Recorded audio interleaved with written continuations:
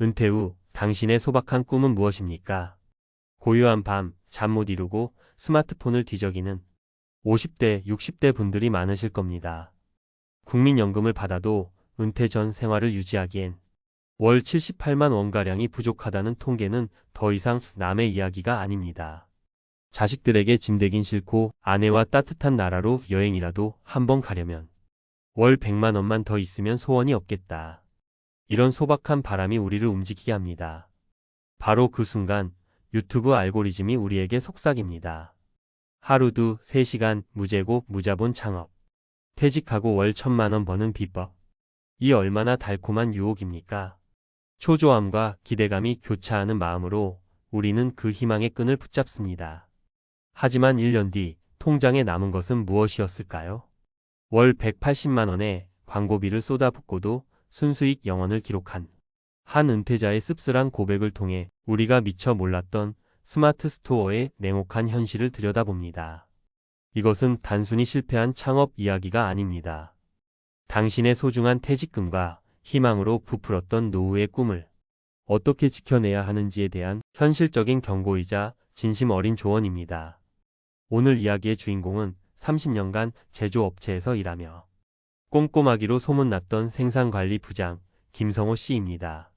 나이 58, 평생의 성실함으로 받은 퇴직금 일부와 경기도의 30평대 아파트 한 채가 그의 전 재산입니다. 그는 내가 평생 현장에서 쌓은 꼼꼼함과 성실함이면 이까짓 거 못하겠어? 라는 자신감에 차 있었습니다.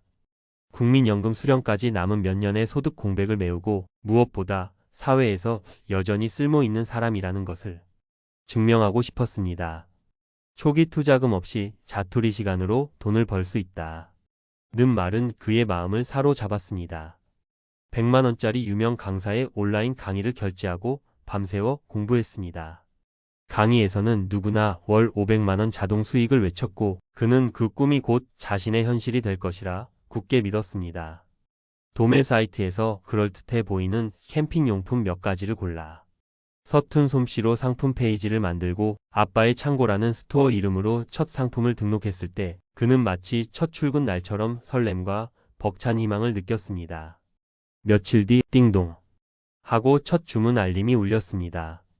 그는 환호하며 아내에게 자랑했습니다. 하지만 2주 뒤 정산을 받고 그의 표정은 굳어졌습니다. 3만 원짜리 상품을 팔았는데 손에 쥔 돈은 고작 1,500원. 판매가에서 상품 원가, 그리고 생각지도 못했던 네이버 페이 수수료 최대 3.63%에 쇼핑 연동 수수료 2%까지 각종 수수료를 떼고 나니 남는 게 없었습니다. 뭐가 잘못됐나? 그는 몇 번이고 계산기를 다시 두드려 봤습니다. 설렘은 순식간에 차가운 당혹감으로 변했습니다. 아냐, 이건 시작일 뿐이야. 많이 팔면 돼. 그는 애써 불안감을 털어내려 했습니다. 하지만 많이 파는 일은 일어나지 않았습니다. 하루 방문객은 10명 남짓? 한 온라인 판매자 커뮤니티의 글처럼 광고비를 안 쓰면 노출이 전혀 안 되고 절대 안 팔린다. 는 현실의 벽에 부딪혔습니다. 이러다 시간만 버리겠다는 조바심에 네이버 광고를 시작했습니다. 처음엔 하루 일 2만 원. 광고를 켜니 거짓말처럼 주문이 한두 건씩 들어왔습니다. 그는 역시 투자를 해야 해 라며 안도했지만 이는 광고비의 늪으로 들어가는 입구였습니다. 경쟁 스토어가 나타나자 광고 단가는 치솟았고 그는 여기서 밀리면 끝장이라는 생각에 광고비를 계속 올렸습니다. 월 100만 원을 훌쩍 넘긴 광고비는 구매 전환율 저조로 일이 아닌 손실로 쌓여갔습니다. 광고비와 씨름하며 적자에 시달리던 어느 날 오후 김성호 씨는 무심코 우편함을 열었습니다.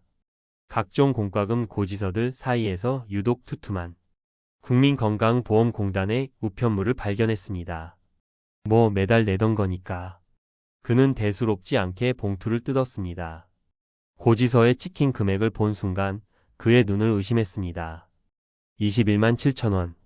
직장 다닐 때 냈던 보험료의 서너 배가 넘는 금액이었습니다. 직장 가입자일 때는 월급에서 회사와 절반씩 부담했지만 퇴직 후 사업자 등록을 하자 지역 가입자로 자동 전환된 것입니다. 그는 소득뿐 아니라 평생 모아 마련한 재산까지 보험료 산정 기준이 된다는 사실을 그때 처음 알았습니다.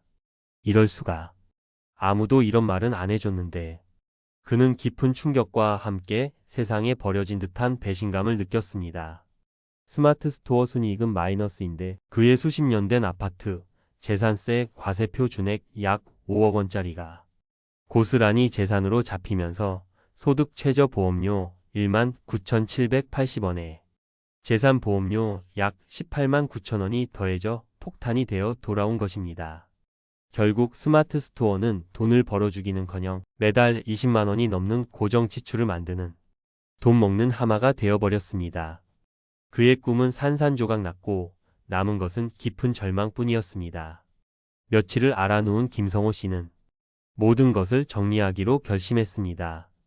엑셀을 켜고 지난 1년간의 기록을 정리하는 그의 손가락은 무겁기만 했습니다.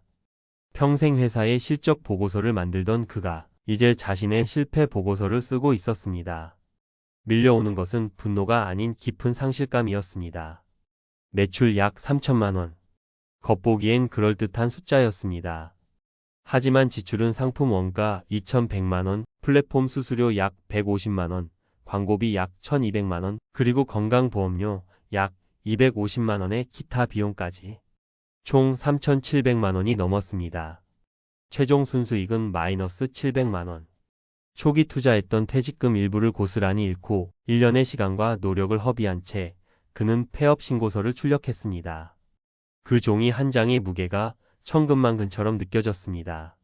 자, 지금까지 우리는 김성호 씨의 안타까운 실수를 살펴봤습니다.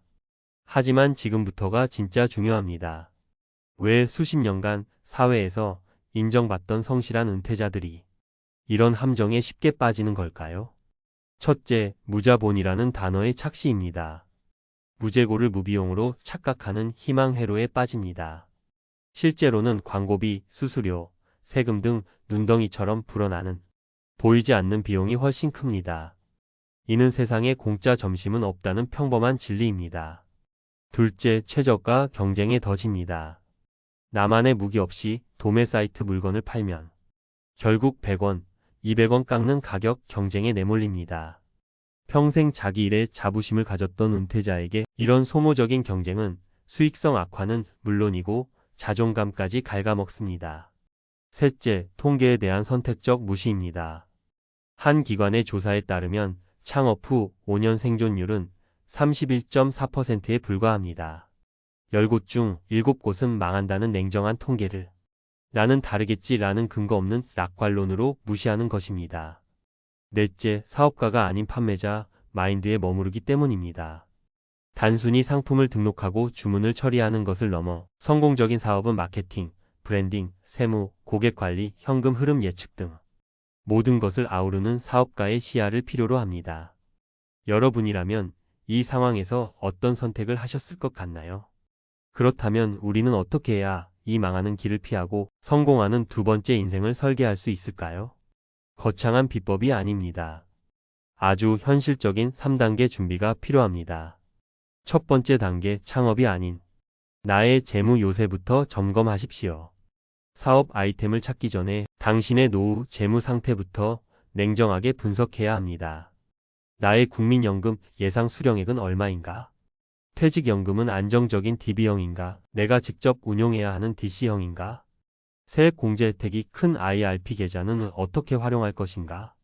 가장 중요한 첫걸음은 퇴직 후 사업자 등록 시 지역 가입자 건강보험료가 얼마나 나올지 건강보험공단 홈페이지에 4대 보험료 계산 기록 반드시 모의 계산을 해보는 것입니다. 이것이 내가 매달 숨만 쉬어도 나가는 최소 고정 지출임을 명심해야 합니다. 두 번째 단계, 남의 무기가 아닌 나만의 무기를 찾으십시오.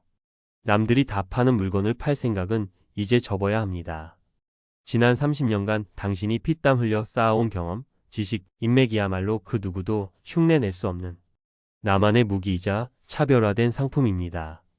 예를 들어 엔지니어 출신이라면 특정 산업용 부품이나 정밀 공구를 영업관리직이었다면 중소기업을 위한 영업 노하우 컨설팅을 평생 책을 가까이 한 분이라면 특정 주제의 북 큐레이션 서비스를 제공하는 것이 성공 확률을 월등히 높입니다. 세 번째 단계, 월 100만 원이 아닌 월 10만 원부터 목표로 하십시오. 처음부터 큰 수익을 기대하는 것은 욕심입니다. 6개월 만에 6천만 원을 잃은 사례를 기억하십시오. 첫 6개월은 돈을 버는 기간이 아니라 수업료를 내고 배우는 기간이라 생각하고 최소한의 예산으로 시작해야 합니다. 수백만 원의 유료 광고에 의존하기보다 블로그나 관련 커뮤니티 활동을 통해 나의 전문성을 알리며 잠재 고객을 1명, 2명 모으는 것부터 시작하는 것이 가장 안전하고 현명한 길입니다. 김성호 씨의 이야기는 우리 모두의 이야기가 될 수 있습니다. 스마트 스토어 창업은 결코 장밋빛 길이 아니며 특히 충분한 준비 없는 도전은 소중한 노후 자금을 위협하는 독이 될 수 있습니다. 하지만 오늘 이야기가 절망으로만 끝나서는 안 됩니다. 철저한 현실 인식과 냉정한 준비가 동반된다면 당신이 살아온 인생 그 자체가 그 어떤 청년 창업가도 따라올 수 없는 가장 강력한 자본이자 무기가 될 수 있습니다. 지금 당장 유행하는 창업 아이템을 검색하는 대신 나의 연금 내역서와 건강보험료 모의 계산 페이지 그리고 나의 지나온 이력서를 먼저 들여다보십시오. 진정한 두 번째 인생의 성공은 바로 그곳 당신 안에 이미 준비되어 있습니다. 오늘 내용이 당신의 소중한 노후를 지키는데 작은 등불이 되었기를 바랍니다. 비슷한 고민을 하고 계시거나 당신만의 지혜를 나누고 싶으시다면 댓글로 여러분의 소중한 생각을 남겨주세요. 서로에게 큰 힘이 될 것입니다. 구독과 좋아요, 알림 설정은 저희가 더 좋은 콘텐츠를 만드는데 가장 큰 격려가 됩니다. 감사합니다.